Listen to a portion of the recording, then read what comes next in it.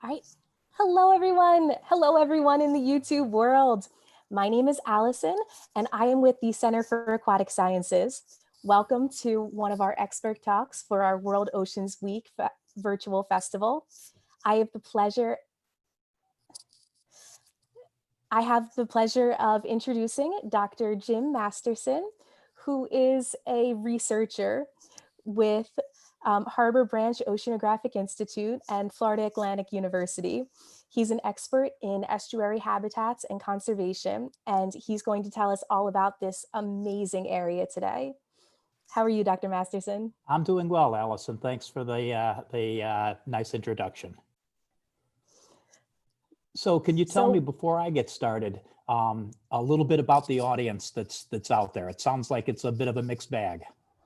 Yes, we have some students here with us on Zoom who are going to be asking questions as the presentation goes along. And we have members of the public and the entire world out there on YouTube. All right. If you're on YouTube, please type your questions into the chat box there. I'll be checking up on YouTube to see what questions you have, and I'll pass on your questions to Dr. Masterson here. Thank you very much. Well, I'm going to go ahead and begin with a presentation on our estuaries. Let me see if I can master the technology here.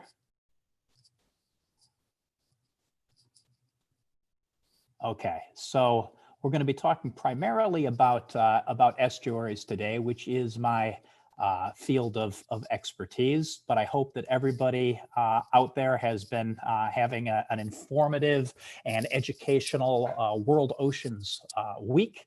I want to start by sharing one of my favorite quotes about the oceans, and it is how inappropriate to call this planet Earth when quite clearly it is ocean. And that comes from Arthur C. Clarke, who's the author of 2001: A Space Odyssey. And looking at these pictures of Earth captured from space, it's hard to argue with that observation. So as a marine scientist and a marine educator, I've had a chance to travel to lots of far-flung places. I got to lead an educational group to Galapagos several years ago. I've had opportunities to go on ocean-going expeditions, participate in missions around Florida and in the Caribbean. I've had a chance to travel hundreds of meters deep in our human-occupied Johnson Sea Link submersibles, and every spring I get to take a group of students out into the Gulf of Mexico for a week of exploration and field collection.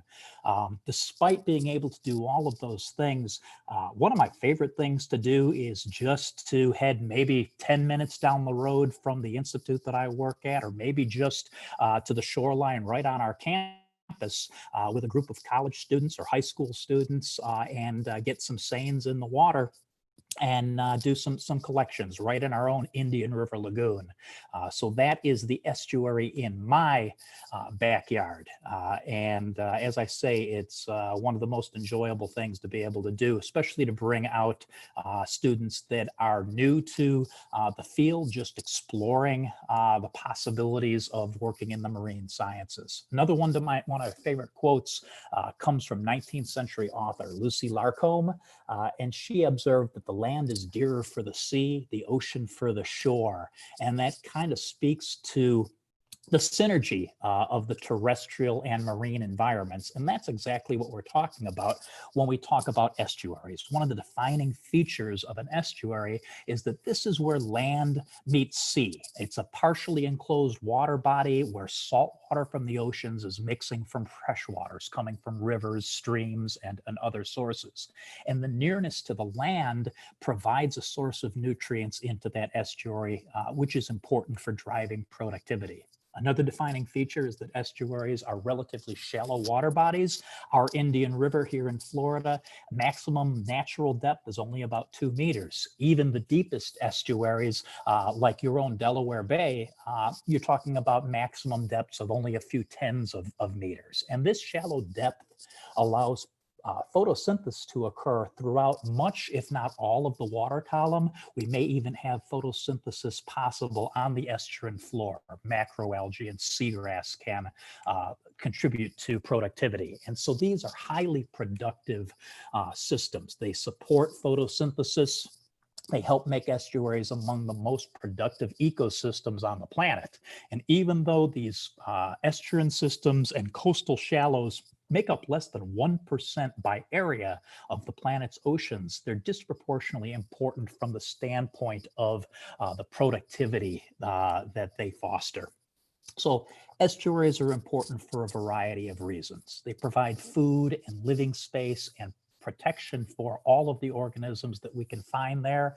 They serve as nursery and spawning grounds for fish and shellfish that are commercially or ecologically important. And this concept of the nursery habitat, we're going to revisit that in a little bit.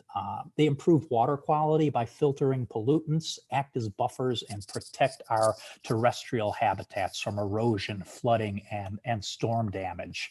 And this productivity, a lot of it gets exported to other marine systems, to adjacent systems. So the EPA has the National Estuary Program running out of their offices. And over the course of the last 30 years, the National Estuary Program has identified 28 estuaries of national significance all around the continental United States and some of our territories. Here's an estuary in Puerto Rico. One that isn't included, seemingly ironically, is the Chesapeake, our largest American estuary, but it has its own program that is supporting the Chesapeake, and that's the model program that all of the other NEPs were based on. So if we zoom in to your neck of the woods, we can see right here in estuary number 11, that's your own Delaware estuary. And to give you some orientation, here's the Adventure Aquarium right there on the Delaware River and right in this mixing area. So you have an estuary in your backyard, just as I have one in mine. Here's my estuary. Number 15 on the master map is our Indian River Lagoon.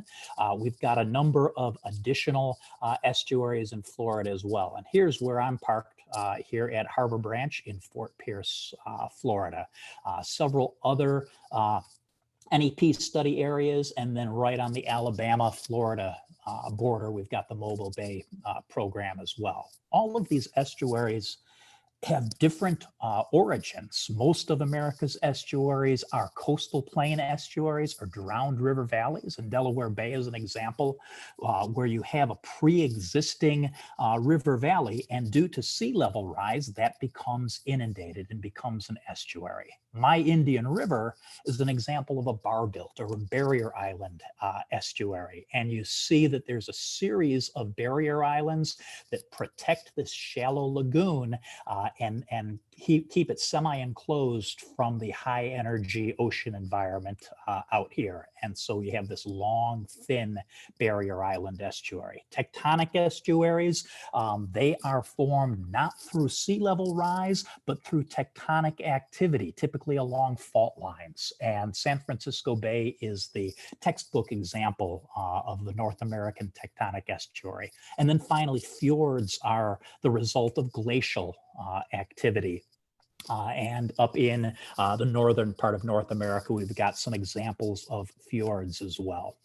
So I'm going to orient you down to my neck of the woods and bring you down to the Indian River, probably most famous for non-locals because of the expansive and historic agriculture industry. Indian River fruit is nationally and internationally famous. That industry has taken a bit of a hit in recent years due to disease and development, but historically it's a very well-known part of the region. The Indian River, it's located here on the east coast of Florida, stretches for 250 kilometers, and so that's about 1/3 of peninsular Florida. It's long and narrow. It looks like a river. That's why we call it the Indian River, but we're going to explain why it's not really a river in just a minute. And it is made up of 3 distinct water bodies, 3 different basins, the Mosquito Lagoon, Banana River, and then the long, thin Indian River proper. Rather than having our tidal exchange in an embayment or a river delta, our exchange is via these 5 inlets. These are cuts in the barrier island chain that allow mixing between the salt water from the Atlantic Ocean and the fresh water coming off of the land. And it is the proximity to these inlets that will determine the salinity, the amount of tidal influence, and how well that water is flushed. It depends on how close you are to one of those inlets. So old maps refer to this as the Indian River, and to look at it, it looks like a river on a map, but it's not a river. The defining feature of a true river is gravity flow. Water flows based on gravity, but here in the IRL, it's wind that is primarily moving water back and forth. We do have some microtidal activity as well, but mostly it's a wind-driven environment. So the Indian River is home to spectacular biodiversity. We're one of the most biodiverse estuaries in all of North America, and there's 2 main drivers for that diversity. One is our location. We straddle 2 different provinces. These are temperature provinces. We have the temperate influence to the north, the subtropical influence to the south. And that means that there's something for everybody here. We have a flora and a fauna that derive diversity from both those northern and southern, subtropical to subtropical to tropical communities. And that's one of the reasons we have the diversity that we have. Another reason is the presence of distinct habitats that are home to the plants and the animals of the lagoon. We have seagrass habitats, as you do up north, and salt marshes, and you have extensive salt marshes up in your estuaries. What you don't have are these mangrove shorelines. That's something that just about the middle of peninsular Florida, we see mangroves peter out. But these habitats, along with mudflats, oyster reefs, these all provide homes, protection, food for the variety of plants and animals that make their home on our estuaries. A lot of organisms spend a portion of their lives in the estuaries. It's a source of protection, it's a source of food, and that's why we often refer to these as being nursery habitats. So the young animals, the early life history stages, tend to be found in our estuaries. Some of our diversity on display, 2,100 plus plant species along the estuarine shorelines. We've got over 2,200 animal species documented from the watershed, including nearly 700 fish species. We do have a fair share of elasmobranchs in the lagoon. Bull sharks make regular use of the estuaries. It is the pupping ground for bull sharks. And here's a wonderful picture of a healthy seagrass bed, but we've got a number of skates and rays as well. Historically, we had some monster fish in the lagoon, these big tarpon, these big sawfish, which are almost extinct nowadays. Overharvest has reduced our diversity and our abundance, as well as the average size of today's catches. And we've seen local extinction of some of these more charismatic fishes. Over 300 bird species can be found in the lagoon, and well over 1,000 invertebrate species. This is an undercount because invertebrates often get short shrift. We share some of these invertebrates with you to the north. In particular, we both share these wonderful horseshoe crabs that hopefully you guys all find to be as fascinating as I do. And we've got a number of threatened and endangered species in the lagoon as well. Manatees are kind of Florida's poster child for endangered megafauna, but we've got 36 listed animal species and a dozen plants in the lagoon watershed. I'm not sure how many of you guys knew that manatees have fingernails, but there you can see these wonderful fingernails right on the flipper of that manatee. Over a third of our manatee population actually either lives in the lagoon or seasonally makes use of the lagoon. And we've got over 1,000 resident dolphins in the lagoon as well.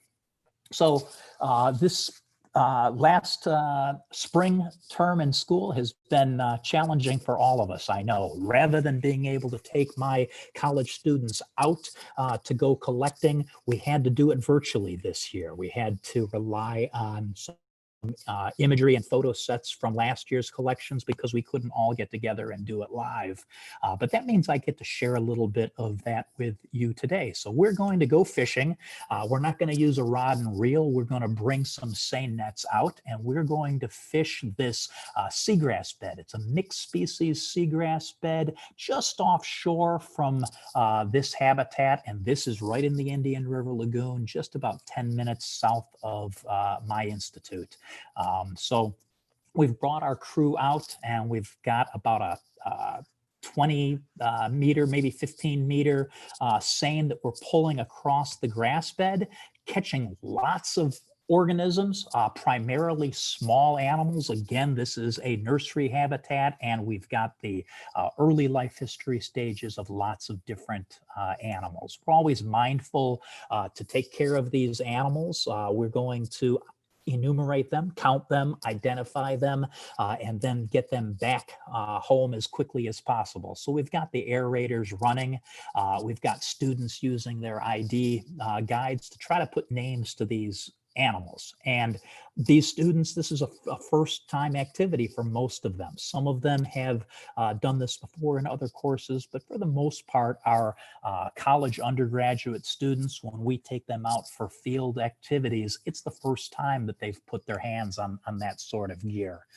And one afternoon in the water, or maybe a morning in the water, we can uncover a spectacular diversity of fishes. So we've got lizard fishes and porgies and mullets and grunts.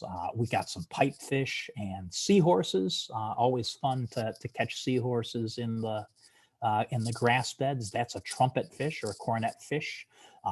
Burrfish and puffer fish. That's actually a juvenile parrotfish, and you can see that animal's just about 2 inches long looking at the ruler. So again, these are by and large the younger stages of the animals that will be ecologically and commercially important. This is a Gulf flounder, but again, you see that this animal, 5.5 centimeters, so only about a 2-inch animal. And that's an animal that, can get to be 1.5 feet or more by the time it grows up.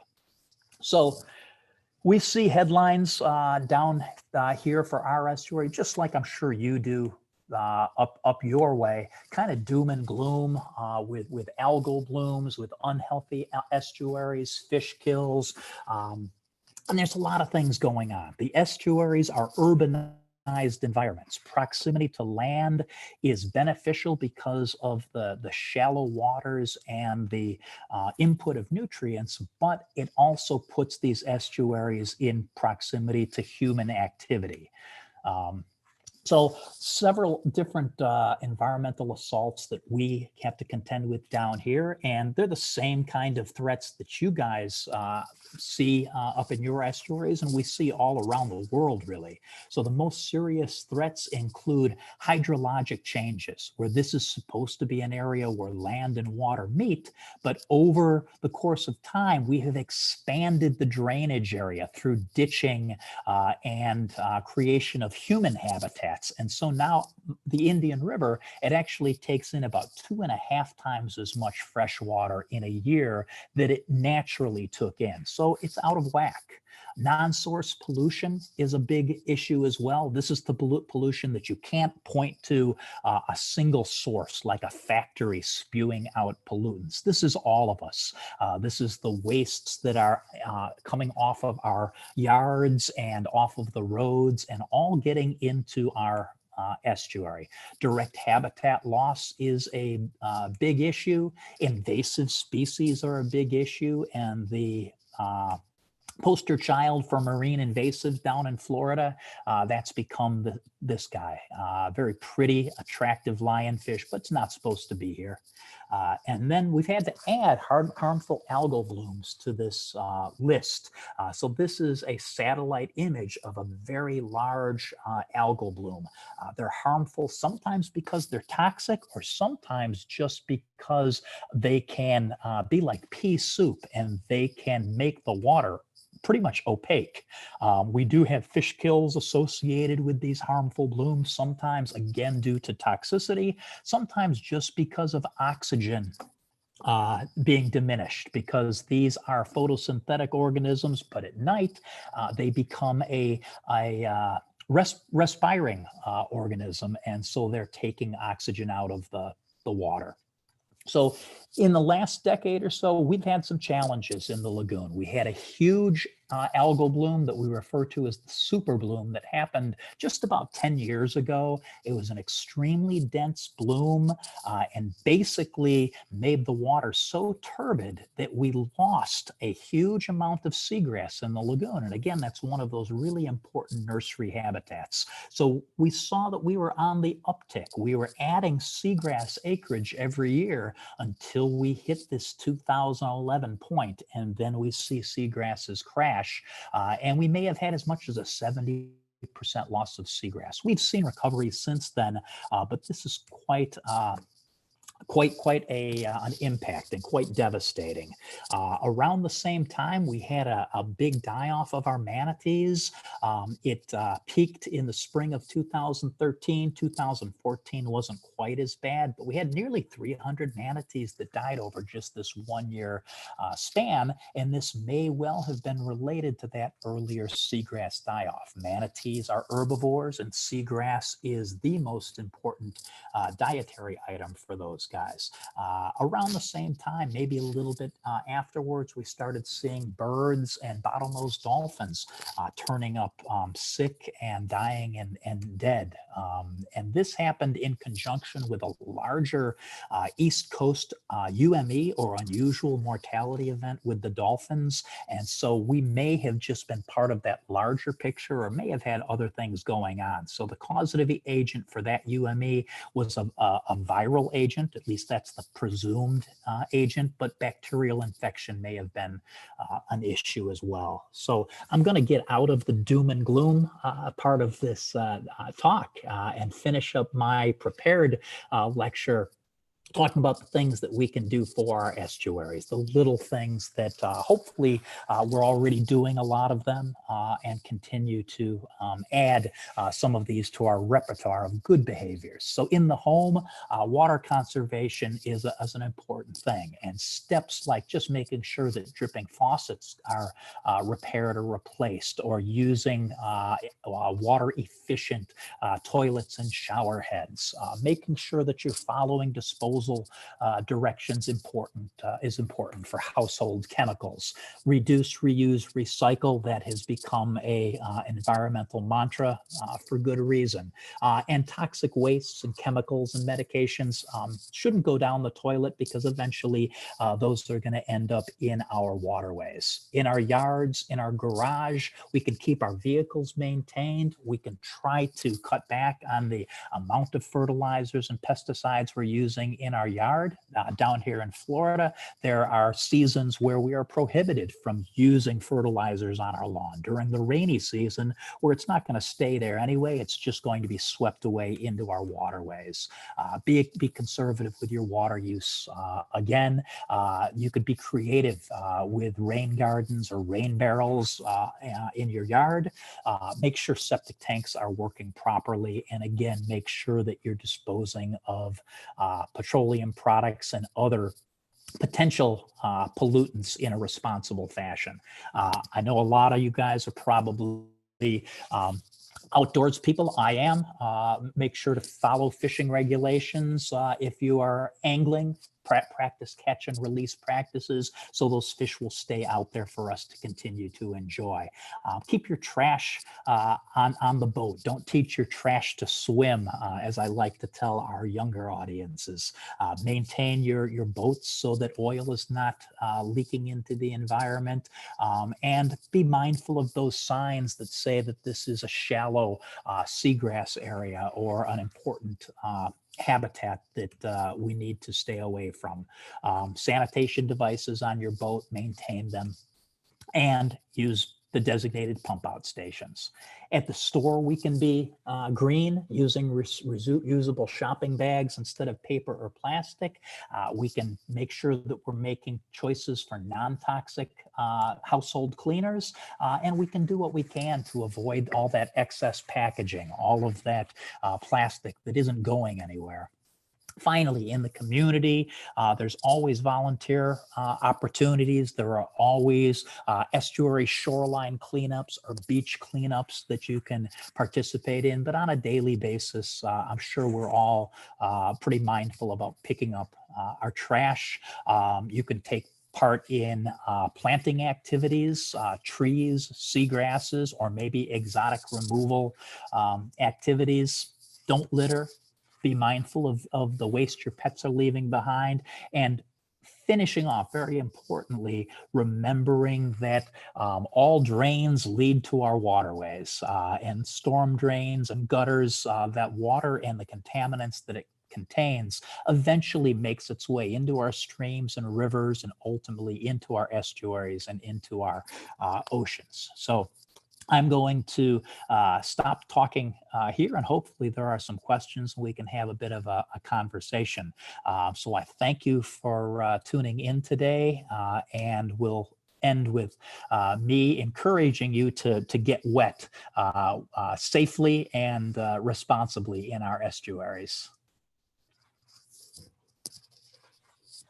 Thank you so much, Dr. Masterson. That's all amazing, fantastic info, stuff that we can all do every day to help our waterways. We do have a question from Milo on YouTube asking, does buying organic and local products help? Yeah, buying locally is it helps quite a bit. And until you think about all of the expense and all of the pollutants that are created by trucking food into a local destination, you wouldn't think that it'd be that important. And that's the same for not just food, but for construction materials as well. That if you can source that material locally rather than having to increase a carbon footprint by hauling that in, that's a great choice to be able to make.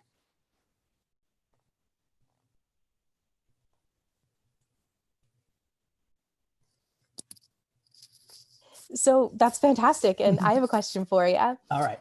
So you mentioned that you have done research projects on all sorts of different things. What type of research are you working on right now?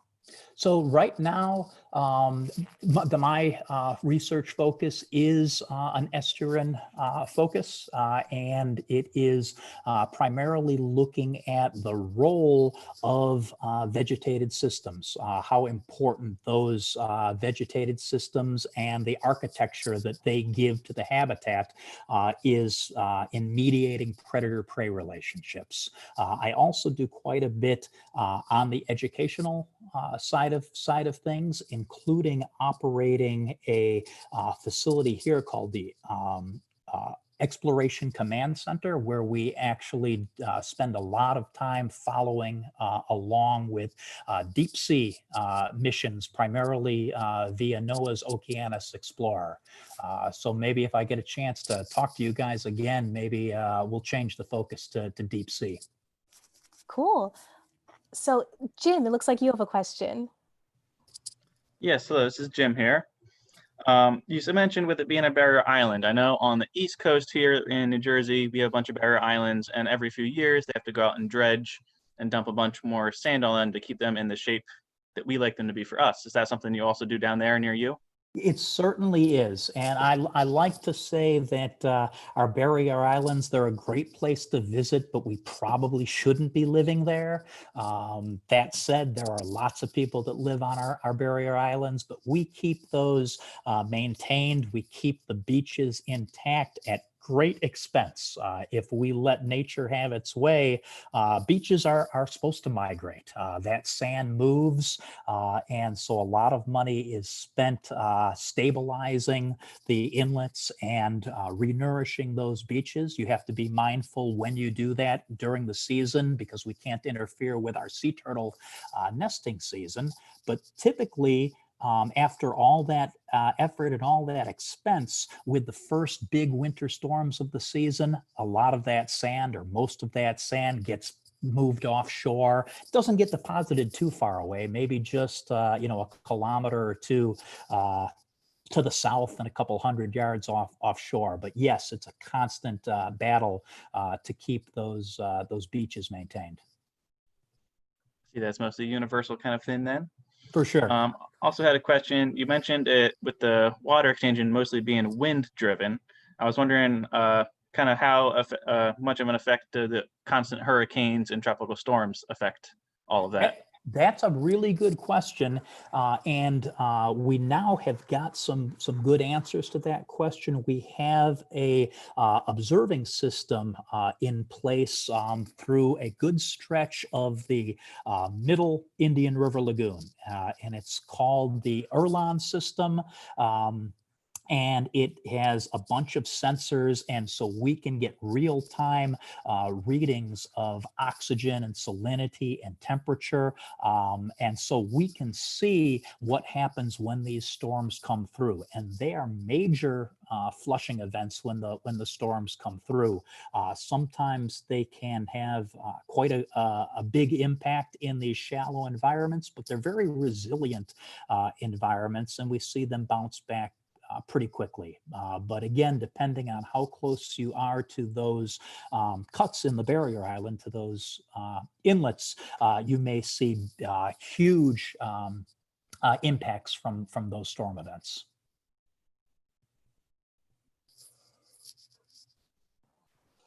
Great, thank you. We have some questions over on YouTube. Amy is asking if you could please share a moment in your career that was the most exciting. Oh, that's a great question. There are a couple. One was actually in Galapagos, and this was an educational group actually, but we were out on a National Geographic vessel. So it was a great opportunity. And so early one morning, I was able to get up and saw a giant ocean sunfish, a mola ocean sunfish that I woke up to and watched it for a few minutes until I was interrupted by 50 or so sperm whales. And so we actually found ourselves in a pod of 50 sperm whales one morning. So even though that was more of an educational experience, on an educational excursion, not a research excursion, that sticks out in my mind. Something a little closer to home, and this just happened a year or so ago. We're out doing our normal activities and collecting juvenile fish in the grass beds with our seines. And typically the large organisms, they're very good at avoiding your nets. You're normally catching the smaller animals that are not very good at net avoidance. Well, we must have come upon a sleeping sea turtle, because when we got the net up on shore, we had a good sized green sea turtle in with all of the anchovies and sardines. And that was a first for me. We've caught young sharks, we've caught rays, but I'd never caught a sea turtle in a net. So she was quickly taken out of the net and released. And she was probably not quite as startled as I was. I can certainly see why those would stick out in your mind. We have Gretchen who asked, how big was the mola? Oh, this one was probably not record-breaking size. They can get to be 1,000 kilograms. This one was probably uh, close to 5 feet and maybe 1,000 pounds or so. It was absolutely impressive. Biggest one I've ever seen. Wow, not a tiny fish. Not by any stretch. Gretchen also asked, is the Delaware River moved by gravity or wind? The Delaware River is a true river. So you will have the aeolian impacts. There is wind that will push water up, pile it up on one or the other side, but you do have a true flow from a headwaters out to the river delta, out to the embayment. So that is a true river. Great. And Nick, you have a question on here? Yes, I do. Yes, I do. So I'd like to ask, what's been like the most rewarding thing or something that you're most proud of in your career and in your studies? And if there's anything that you haven't quite done yet that you're hoping to accomplish? Oh, that's a good question. Actually, I think the thing I'm most proud of is on the education side of things, more so than the research side of things. And it is just seeing students that I have encountered over the years making good. Seeing publications coming out, and I recognize names. I say, oh, I remember that student. That was a great student. She was great to have in class, and I'm glad I made a bit of an impact. Or wow, I can't believe that guy is still in the field, but I'm glad he turned it around, and great that he's making an impact. So really, the thing that tends to put a smile on my face is seeing young investigators coming up through their undergraduate years and graduate years, and then becoming part of the research community. And I missed the second part of that question. Oh, something that I haven't yet done. Yes.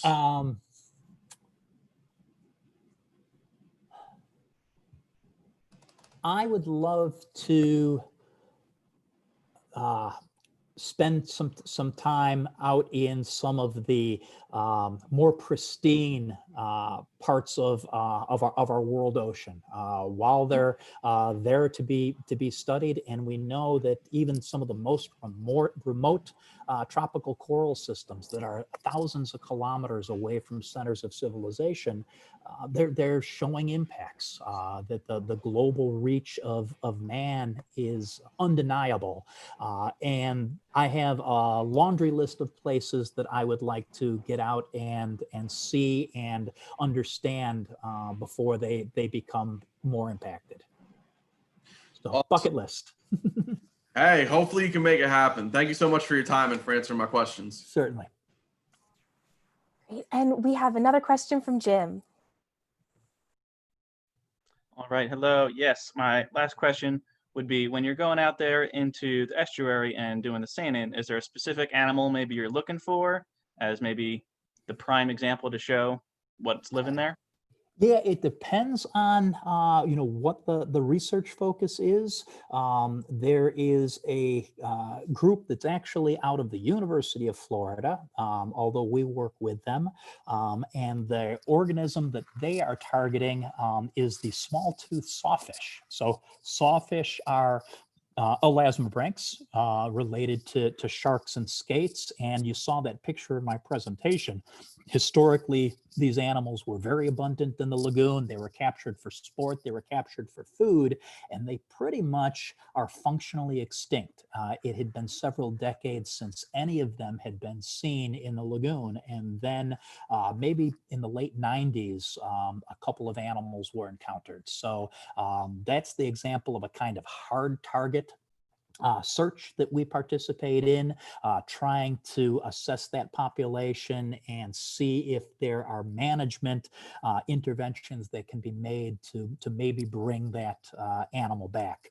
In other cases, we might be trying to identify spawning areas. We have red drum or redfish, and we have a seagrass bed not too far north of the Institute here, that had been not on anybody's radar, and that's probably a good thing because anglers weren't targeting it. But it turns out that it is a really important spawning site for redfish. So a lot of fisheries biologists that are trying to piece together all of the different aspects of a life history, they need to be able to identify those habitats, and we're going to then be able to make an extra effort to make sure that that habitat, that particular grass bed, gets the protections that it needs.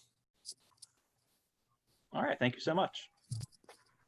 And Finley, it looks like you have a question. Yes, I do.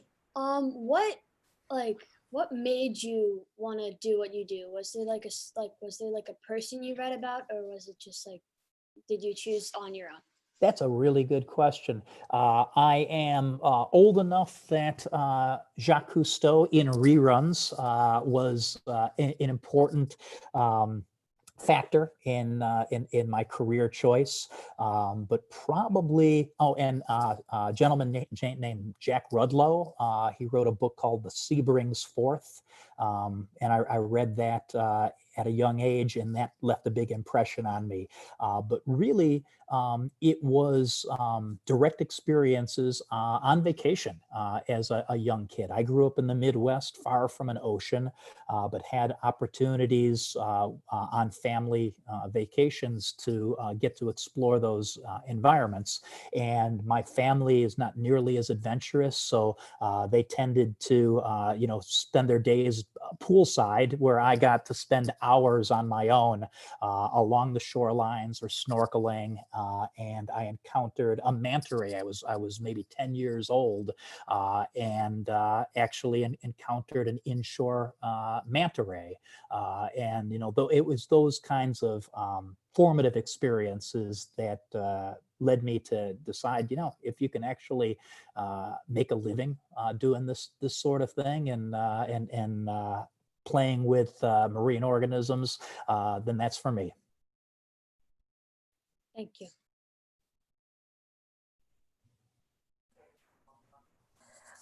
Well, that's really got to be everyone's ultimate goal, to be able to make a living doing their dream. And that seems like a good place for us to start to wrap up.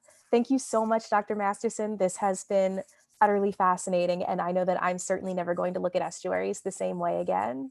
It's been my pleasure. Thank you all for tuning in, and I hope you guys have a great World Oceans Week. Thank you for being a part of it. Thank you. Have a great day, guys.